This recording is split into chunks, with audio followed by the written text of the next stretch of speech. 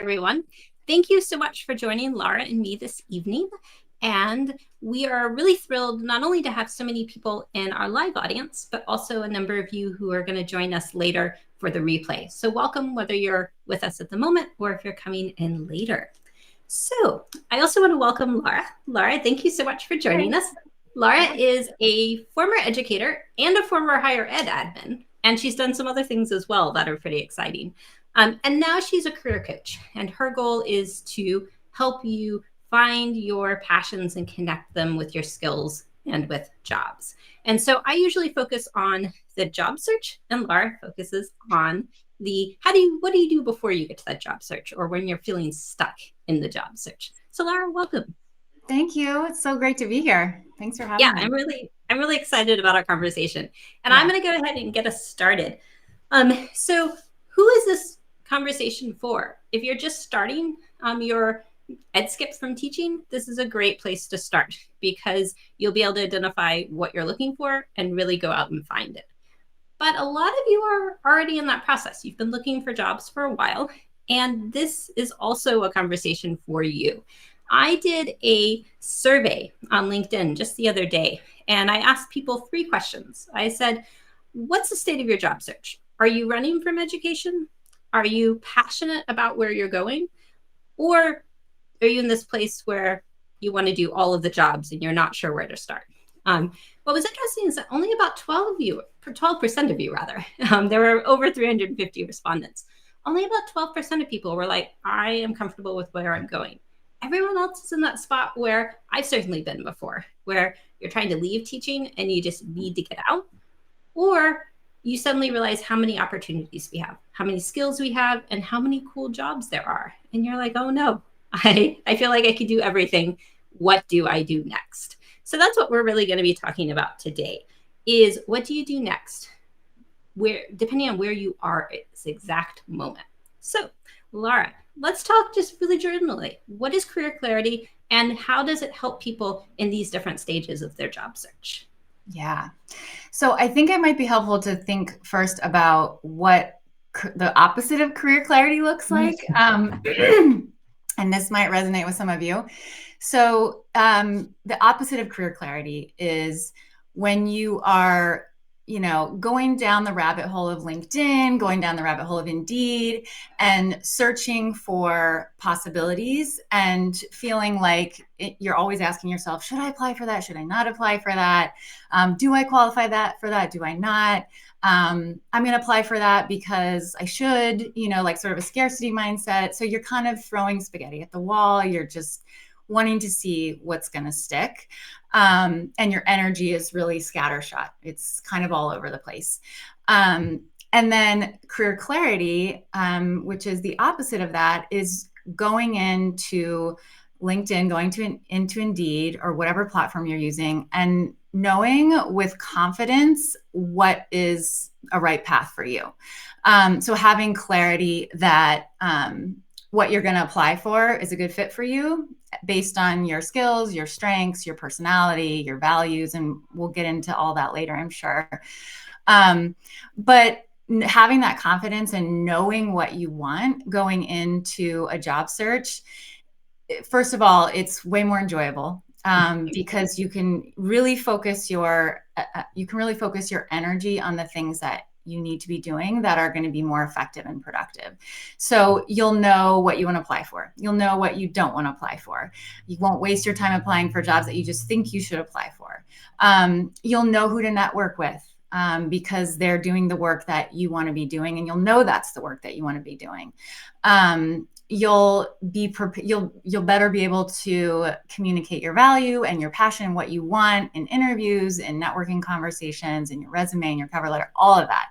So having that clarity just gives you, it just makes it more productive, more fun. And it honestly makes it quicker because I know sometimes when I work with clients or students in my course, it's like, well, I don't want to slow down.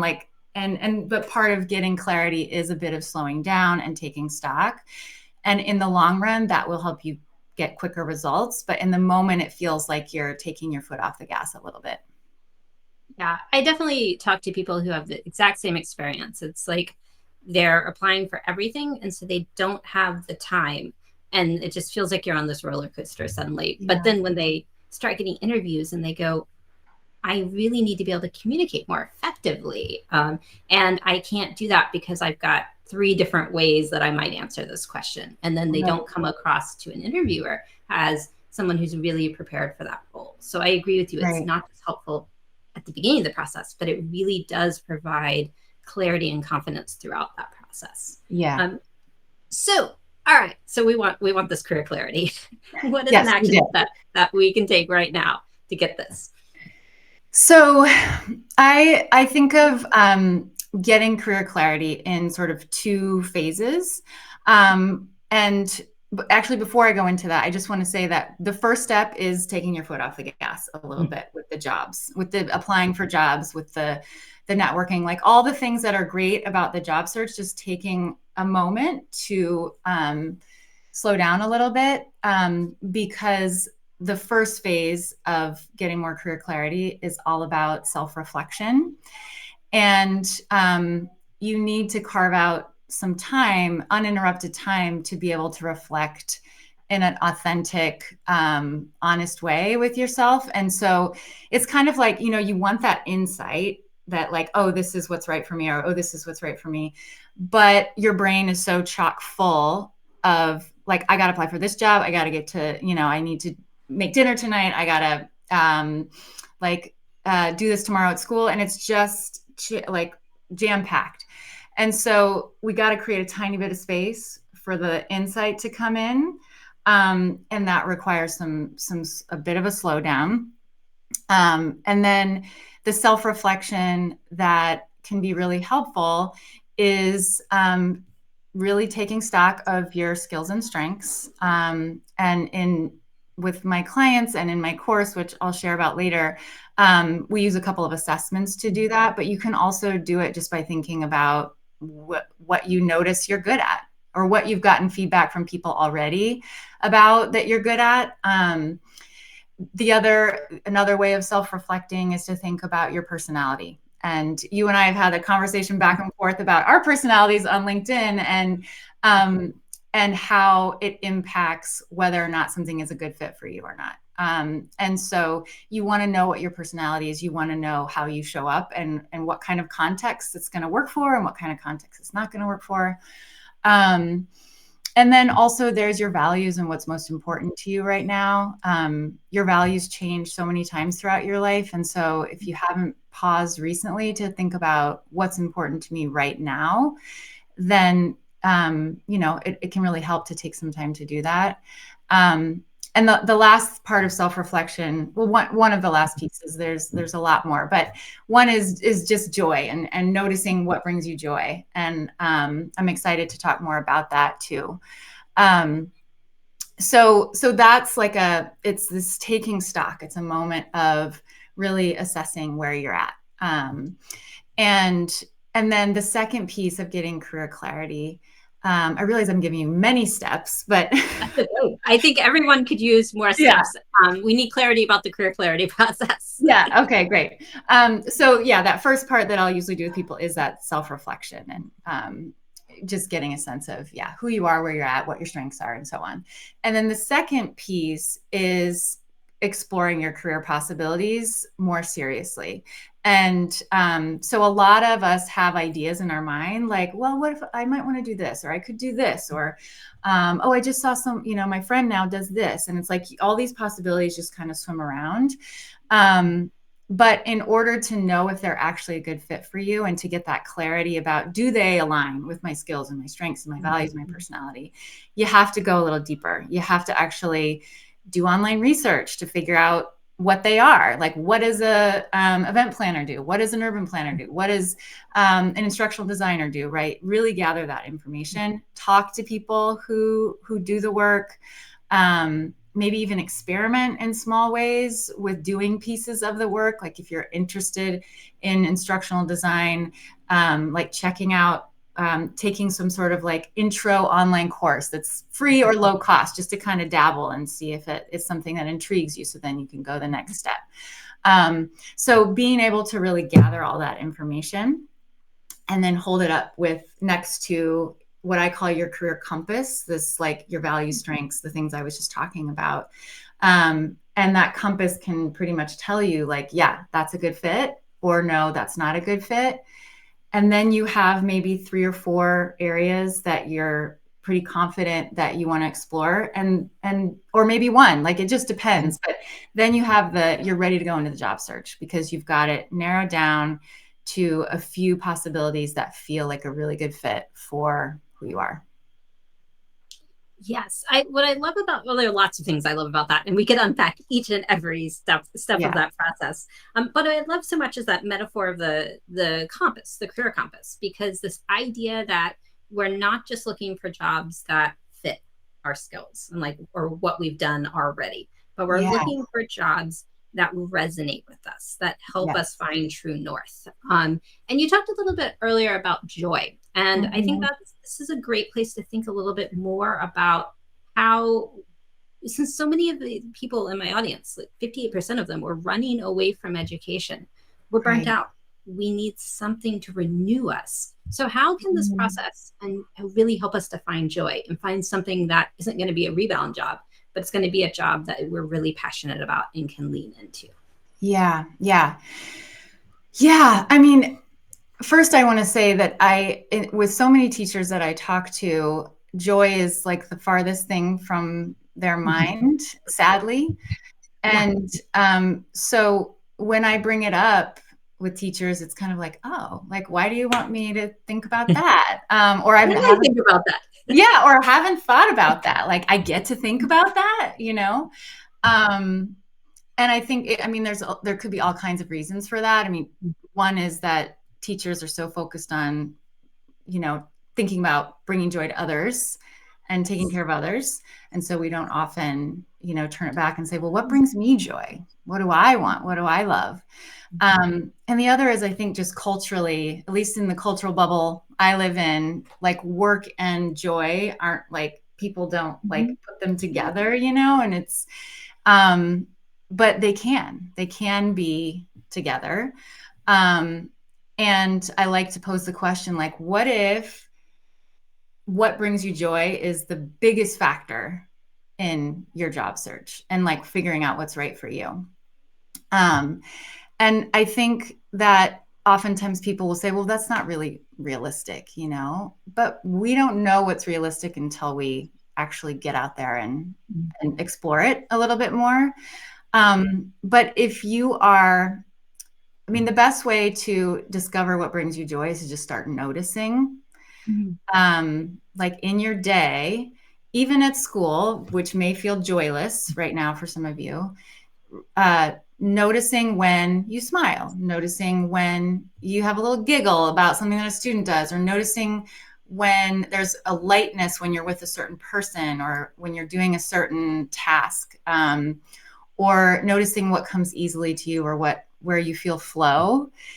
And all of that can not only help you, like that's information for what's a good fit for you, right? Like if you know that those intimate one-on-one conversations with students every day about what they're struggling with is what brings you joy, then that's information about what's going to be a good fit for you next, right? um, but it also can help um, change your relationship to teaching, in big or small ways, while you're still teaching, which is, oh, this really brings me joy. These conversations really bring me joy. I'm going to try to have more of them. And that may mean that I do less of the things that I should be doing, right? Or the things that drain my energy, but I'm going to try to have more of these conversations with students because it's what brings me joy and it's going to make me enjoy my work more. Right. I think that is so important because a lot of times educators right now are, you've got your family responsibilities, your household responsibilities, you've got to feed yourself at the very least, and Yeah. probably your pets. And then you've got the job search, which is its own level of burnout. And then you have what you're doing on a day-to-day basis. So I love this idea of starting to part of the career clarity process being noticing what brings you joy so that you Yeah. can relish those moments, and then thinking really about how do I increase that in my day to day. That feels to me like it's Yeah. going to give people a lot more control and they can wake up excited, like, oh, this is what I'm going to do today that helps me feel different. Yeah. There's something that you can look forward to, or you can, yeah, you can sort of shift your day in small ways to allow for more of that. And I think, teachers hear a lot about self-care and taking care of yourself. But I think that looking for joy, like noticing joy and doing more of the things that bring you joy, is an act of self-care. So it's not like you need to go to yoga necessarily or meditate, or, I mean, all those things are wonderful, but noticing joy is such a simple thing that you can do. And it doesn't take any time out of your day. It's just noticing what's already there. Yeah.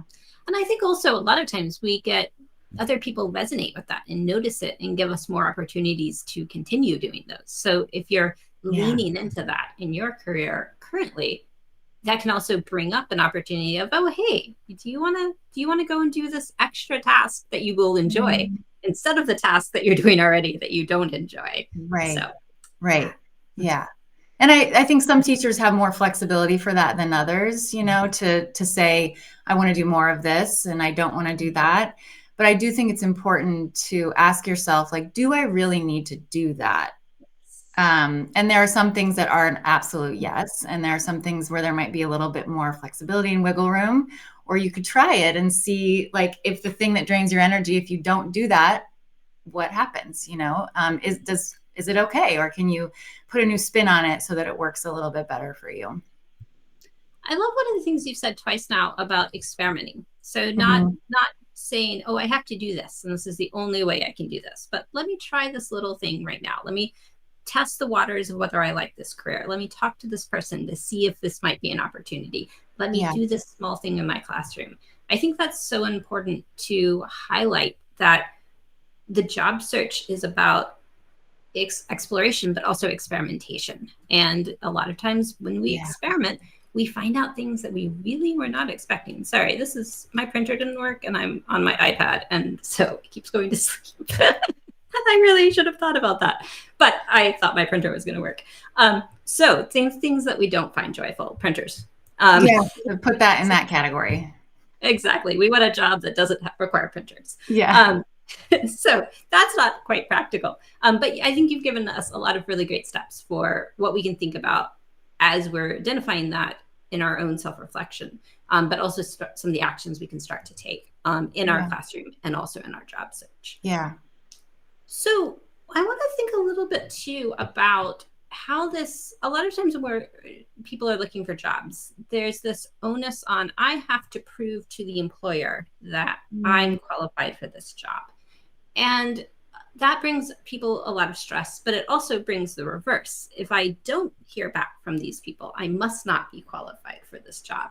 So I wanted to think a little bit about how thinking through career clarity and these passions and that career compass, how that can help us think a little bit differently about rejection and about applications in general. Yeah. Such a good question. I think, one of the things that career clarity offers you is it empowers you to take the driver's seat, right? Like, you are now in the driver's seat because you know what you want, or you have a pretty clear sense of what you want.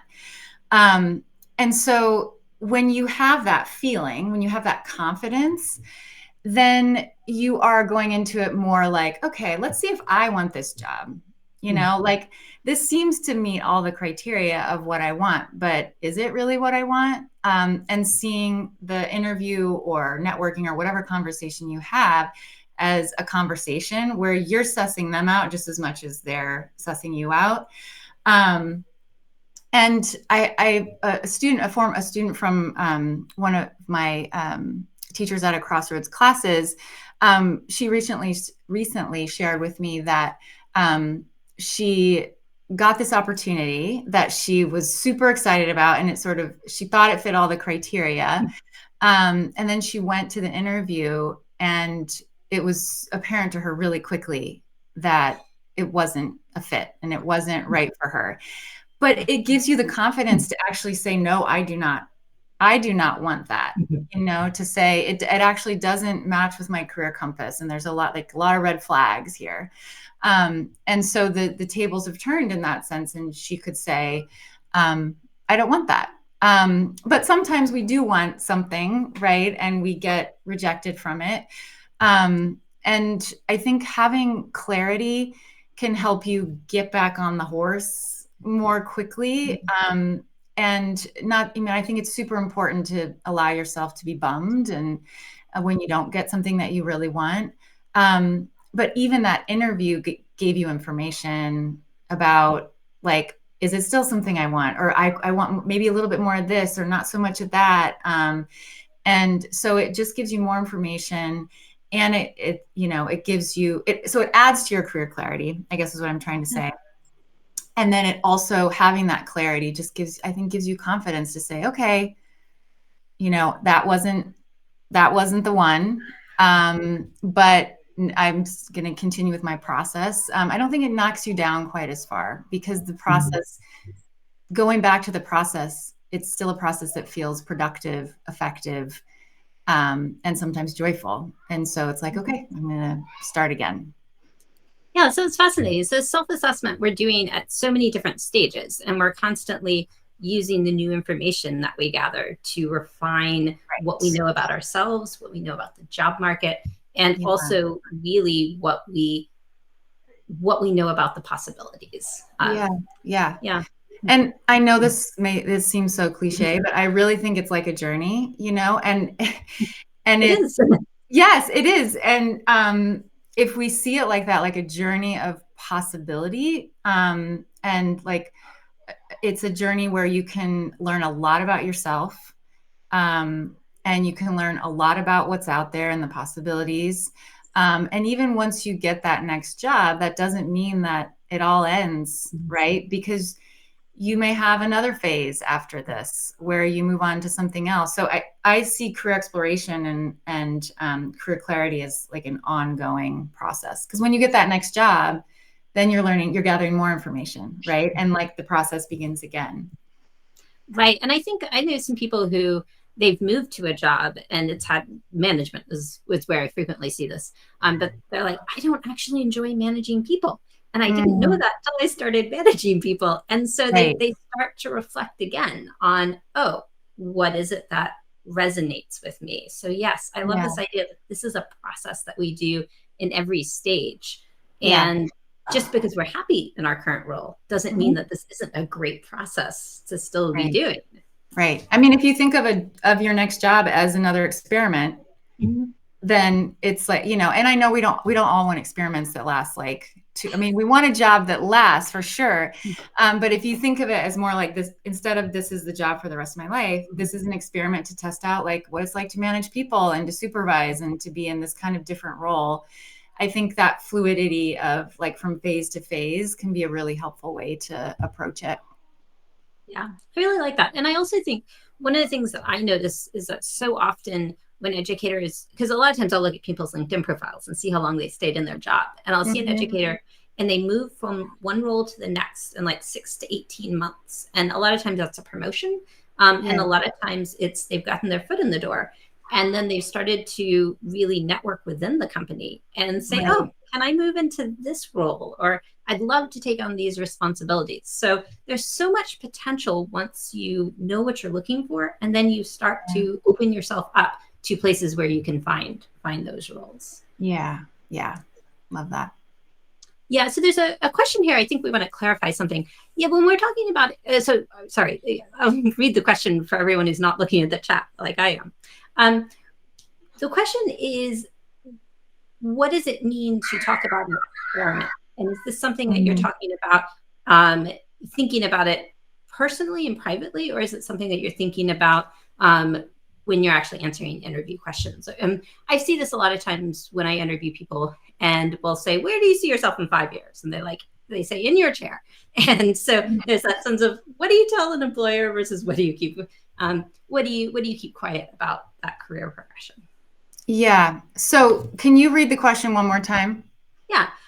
So the question they weren't really sure. Like if you get into the interview, how do you communicate that, well, I'll just read it. But you can't really say at the interview that you see it as an experiment. That doesn't look good from their perspective. Oh, I see. Yeah, and I definitely, yeah, and we're definitely agreeing, and Right. trying to really clarify that difference between what we're thinking about as our own process and what Right. we present.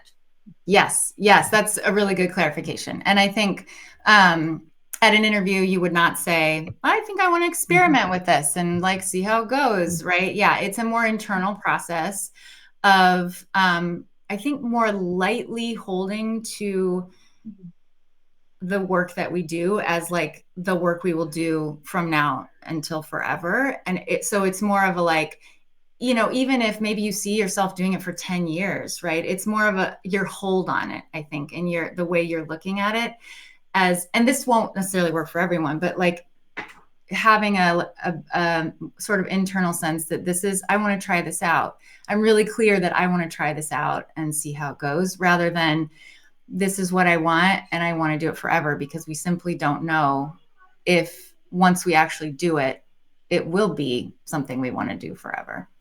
Right. And companies are doing this too, because, a lot of times a company is going to have something radically unexpected, like COVID happen, and it Right. changes their business proposition. And sometimes that can be a good thing. It gives them a new market to expand into. But Yeah. sometimes it actually pulls away a market and they have to readjust from a business perspective.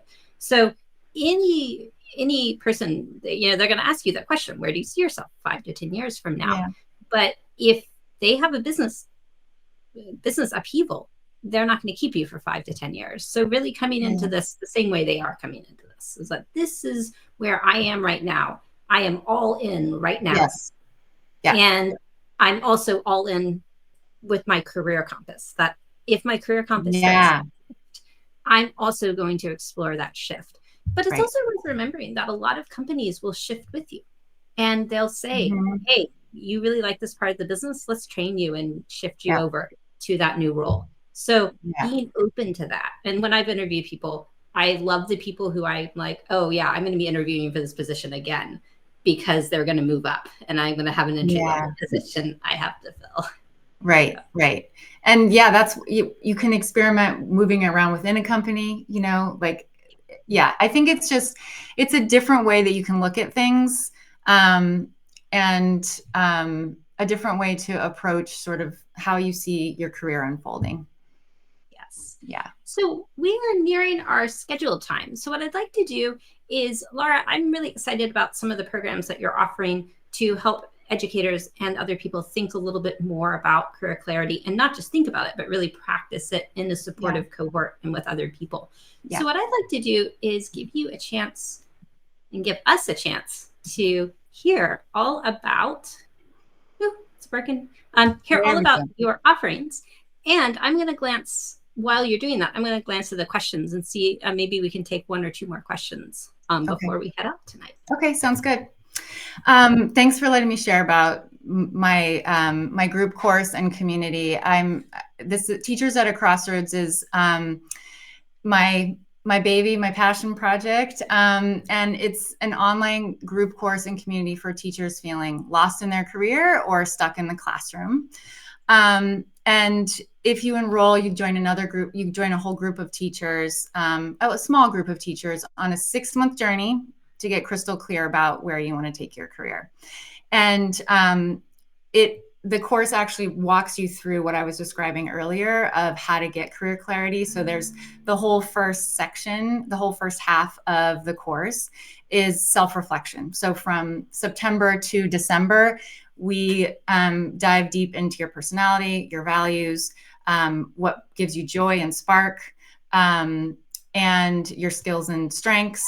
And so and also your career narrative, which is what how you think and talk about your career, which actually can have a huge impact on whether you're able to make progress, right? Because if you're feeling less than confident about your possibilities and what you can do, that can really hold you back.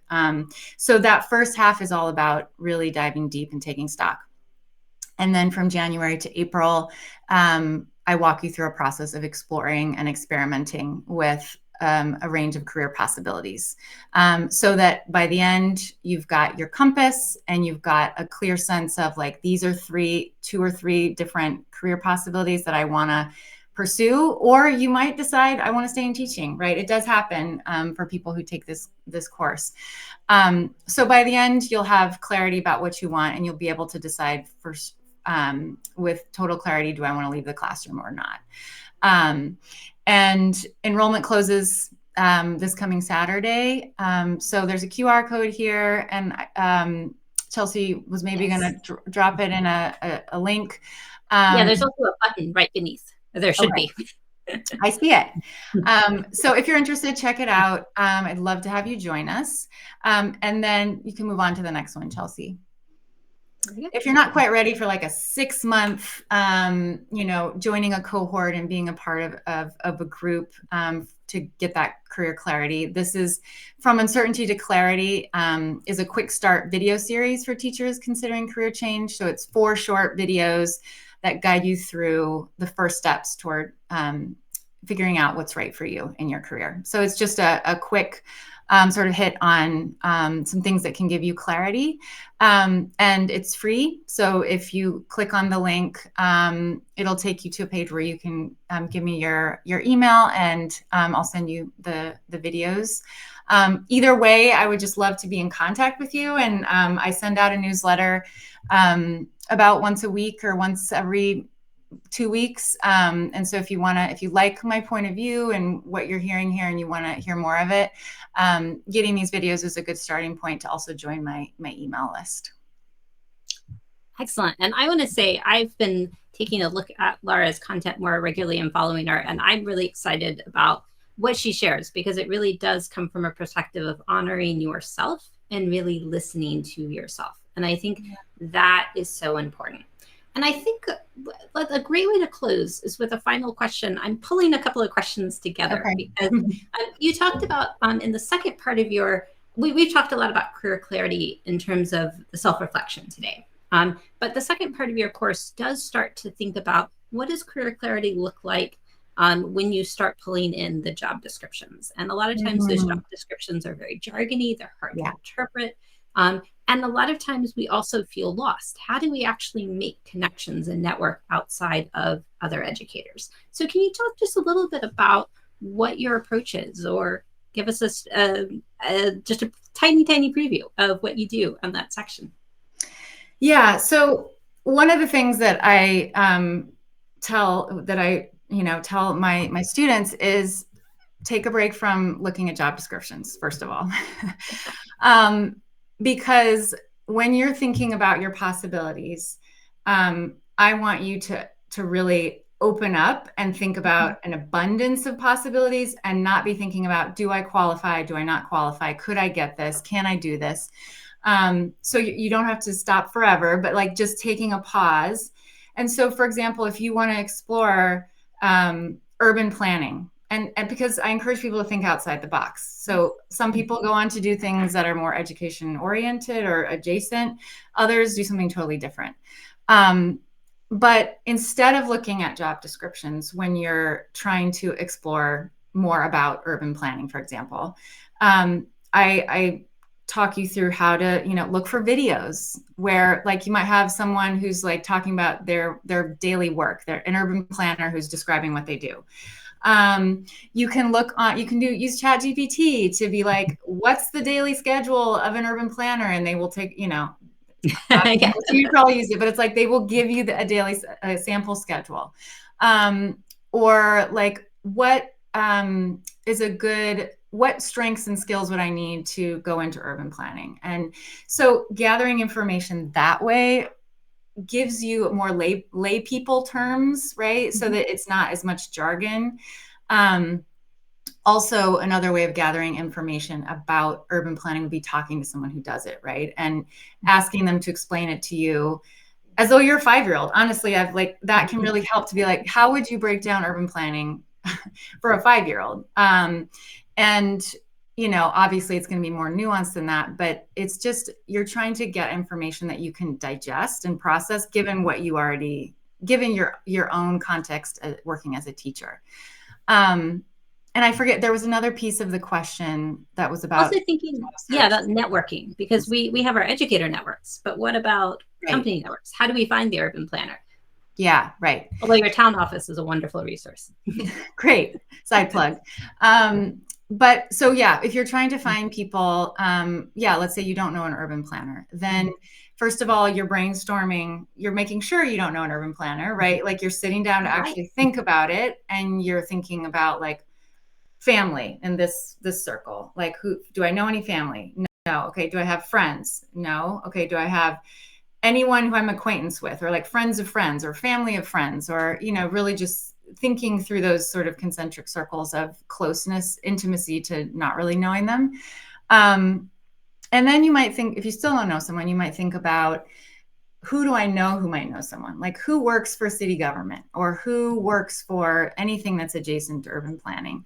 And then you're working your way towards talking with an urban planner by first talking to people you know who do work that is related.